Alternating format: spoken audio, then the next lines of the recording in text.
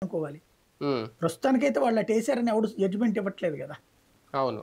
అంటే కంపేర్ చేసుకుంటారా నిజంగా ప్రజలు? సూపర్ 6 లాంటివి ఎలా సాధ్యం అవుతాయి ఈయనే కాదన్నప్పుడని, లేదా బాబు గారు గాబట్టి చేస్తారు అనే నమ్మకం ఏమన్నా పుట్టుకొచ్చిందా? నేను మన నాన్నగారు చనిపోయిన టైంలో ఒక రూ. 50,000 ఆయన బ్యాంక్‌లో ఫిక్స్డ్ డిపాజిట్ జేశారు. హ్మ్. నేను ఆయనకి పంపిస్తే ఏదో కొనుక్కోమని జెప్పేసి హ్మ్. అప్పుడు హైదరాబాద్‌లో ఉన్నప్పుడు హ్మ్. హ్మ్. ఆయన అది కొనకుండా ఎఫ్‌డి యేసుకున్నారు. ఎఫ్‌డి హ్మ్. జేసి నన్ను దాంట్లో నామినీగా బెట్టారు. హ్మ్.